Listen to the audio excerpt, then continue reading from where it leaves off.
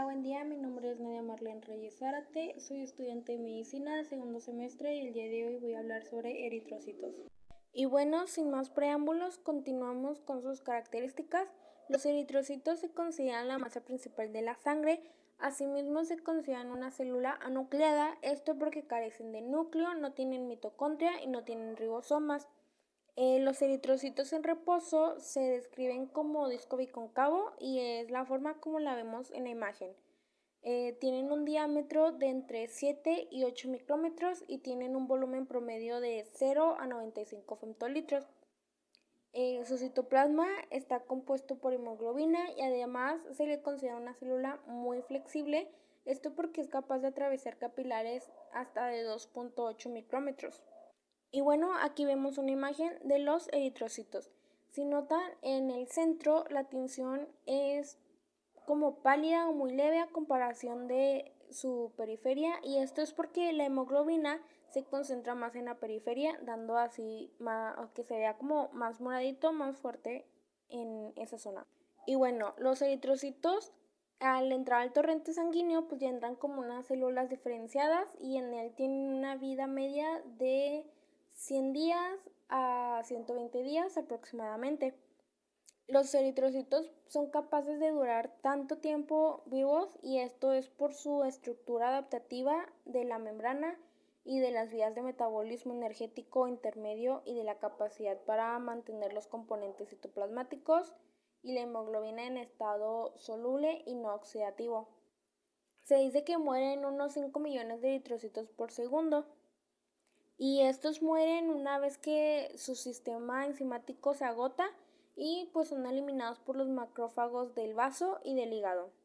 Y bueno, en los eritrocitos viejos se da la pérdida de asimetría de los lípidos de membrana y durante su proceso de envejecimiento hay una reducción de tamaño, asimismo pierden su elasticidad y dejan de tener la forma de discos bicóncavos, provocando la progresiva fragmentación de los eritrocitos en pequeñas vesículas. Y ya es como los macrófagos llegan y pues los eliminan.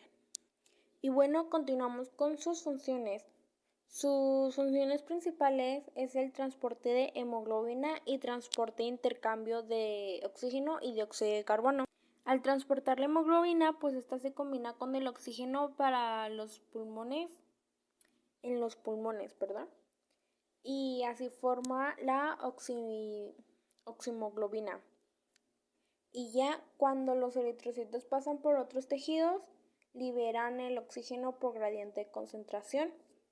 Asimismo, la hemoglobina también transporta dióxido de carbono que difunde desde los tejidos a la sangre.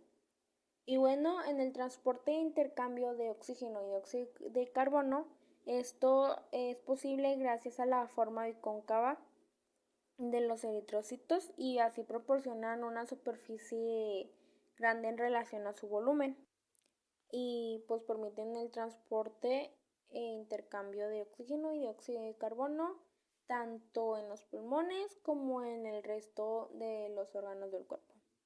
Además de esas dos funciones principales, tienen otras funciones y pues es de que contiene anhidrasa carbónica y pues esta lo que hace es que cataliza la reacción reversible entre el dióxido de carbono y el agua para formar ácido carbónico, aumentando la reacción pues varias miles de veces, se puede decir.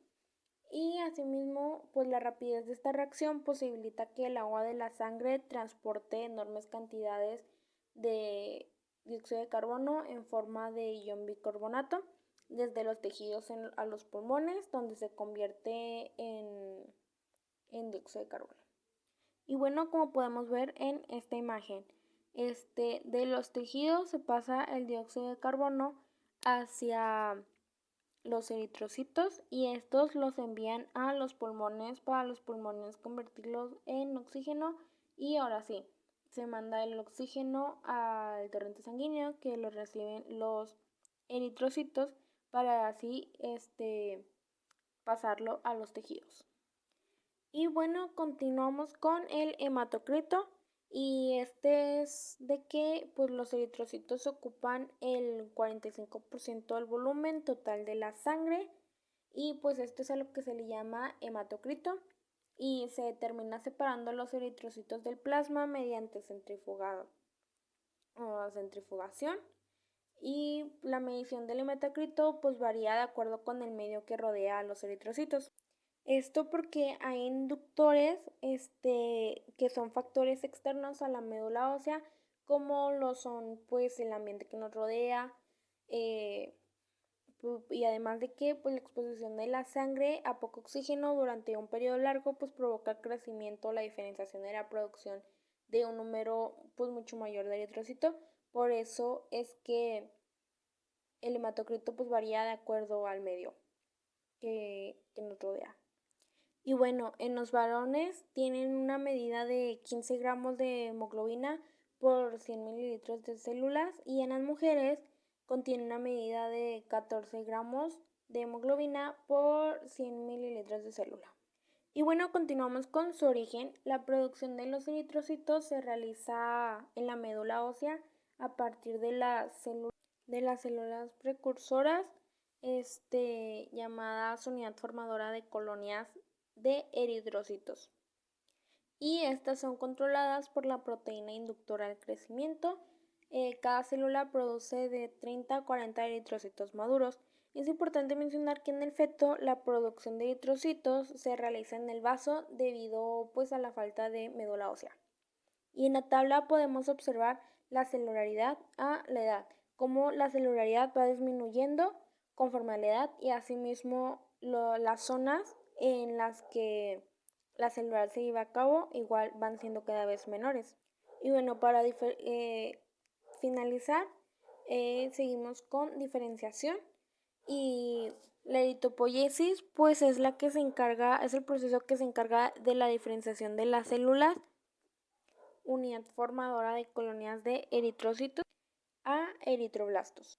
Y bueno, las células unidad formadora de colonias de eritrocitos dan lugar a los proeritroblastos, los proeritroblastos a los eritroblastos.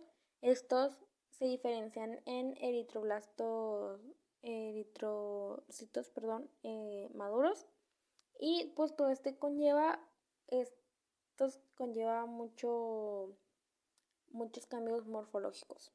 Y bueno, cuando ya está los proeritroblastos se dividen pues múltiples veces formando finalmente muchos eritrocitos maduros.